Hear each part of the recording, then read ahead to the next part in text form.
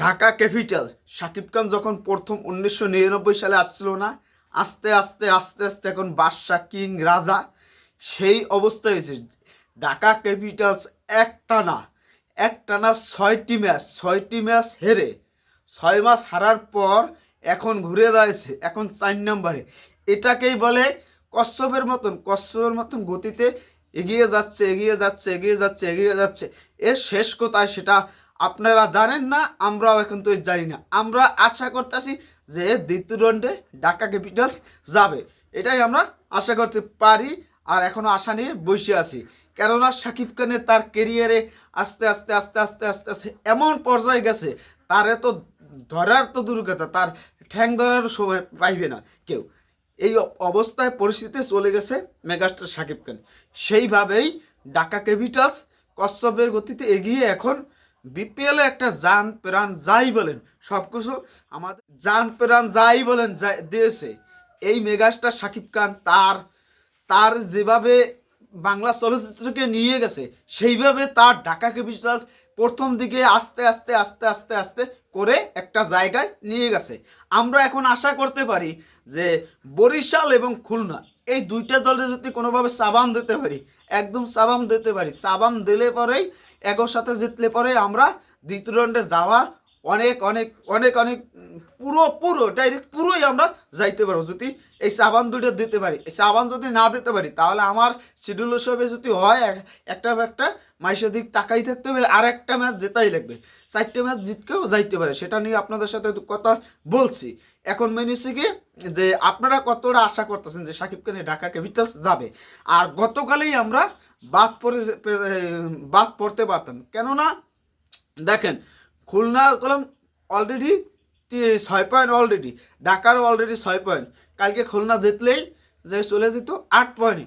8 পয়েন্টে গেলে পরেই আজকে আবার খুলনার খেলা আছে সিলেটের সাথে খেলা। তাই সিলেটের সাথে তো খুলনা জিতবে, তোর 90% জেতার সম্ভাবনা খুলনার। তাহলে বোঝেন ওদিক 4 আর এদিক 2, সেগাই বিতাম আমরা, সেগাই বিতাম, তাহলে কত 10 পয়েন্ট অলরেডি হয়ে যেত। অলরেডি খুলনার 10 পয়েন্ট হয়ে যেত। আর আমরা একটা হারলেই শিখিয়ে দিতাম, আমরা একটা হারলেই শেষ, আমাদের অস্তিত্ব থাকতো না। আমরা যদি একটা ম্যাচ হারতাম তাহলেই শেষ। ওদিকে ওদিকে চট্টগ্রাম ওই যে 4টে না কয়টা ম্যাচ আছে, তারা একটা জিতলেই তারা উপরে কিছু অন্য লেভেলে চলে যেত, ওরা উপরে লেভেলে চলে যেত। তারা ওরা এই 4 দল ঠিক হয়ে যেত।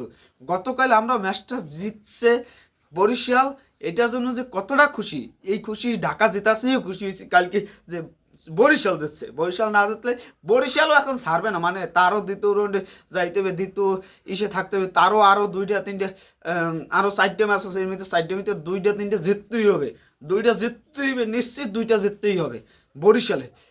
সেইটা তারাও করবে, আর তারাও চাইবে না যে আমরা হারবো, তাহলে আর হইল না।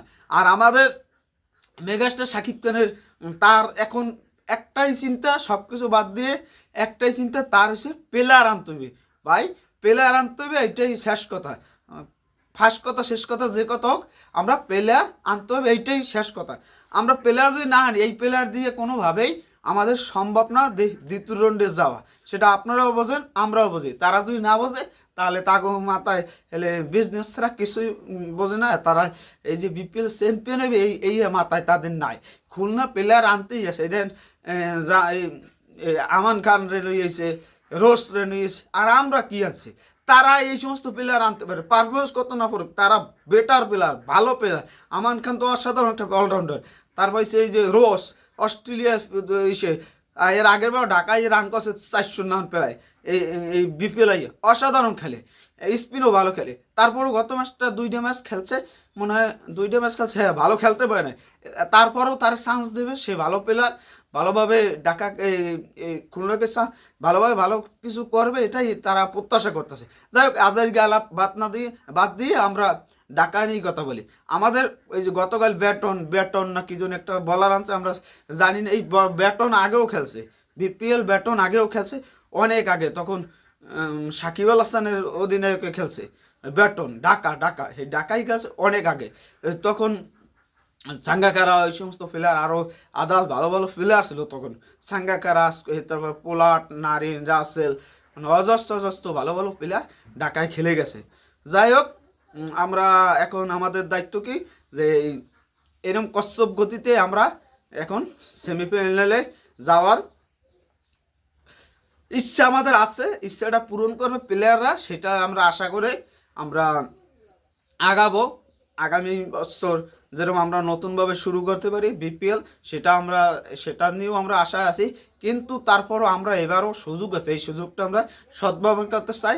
আপনারা কমেন্টে জানান যে এবার কি আপনারা চান যে এবার দ্বিতীয় রাউন্ডে যাইবে ঢাকা, না আপনারা কি মনে করেন না যাইতে পারবে না সেটা মনে করেন? যাই হোক, সবাই ভালো থাকবেন, খেলা দেখুন।